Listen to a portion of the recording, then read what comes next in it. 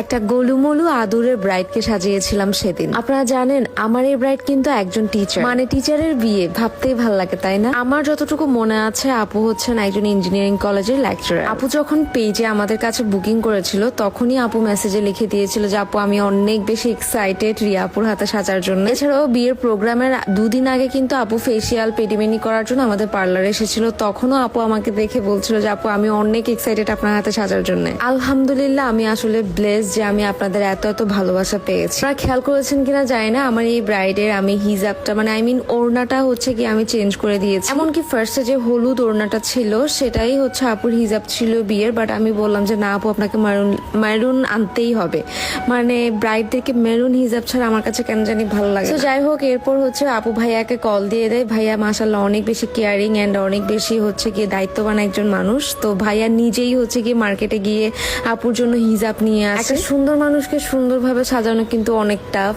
তো আমার এই ব্রাইডটা এমনিই অনেক বেশি কিউট ছিল, আপুকে আমি আরো বেশি সুন্দর কিভাবে করবো এটা নিয়ে আমি একটু চিন্তা করছি। এবং আপুর বেস মেকআপটা খেয়াল করবেন অনেক বেশি ফ্ললেস ছিল, মাশাআল্লাহ মাশাআল্লাহ।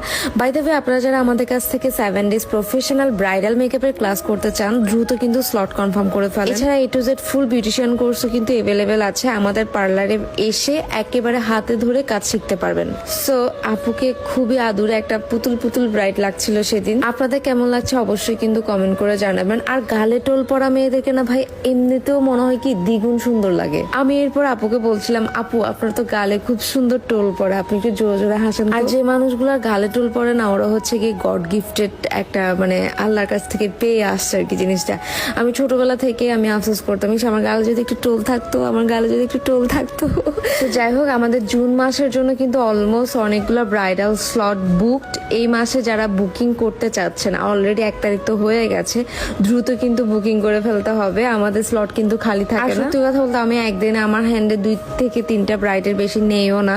তো যারা যারা বুকিং কনফার্ম করতে যাচ্ছেন অ্যাজ সুন অ্যাজ কিন্তু কনফার্ম করে ফেলতে হবে। আর আমার এই আদুরের ব্রাইডটাকে কেমন লাগছে অবশ্যই কমেন্ট করে জানাবেন। এবং আমাদের পেজে কিন্তু কন্টেস্ট চলে, যারা হাইয়েস্ট শেয়ার করবেন তাদের মধ্যে থেকে কিন্তু আমরা মাস শেষে একজনকে ভালো মানের একটা গিফট দেই। So yes, that's all for today. সবাই ভালো থাকবেন, আমার পেজে একটু ফলো দিয়ে রাখবেন যারা যারা নতুন দেখছেন, যাতে আমার নতুন নতুন ভিডিওগুলো মিস না করেন। আল্লাহ হাফেজ।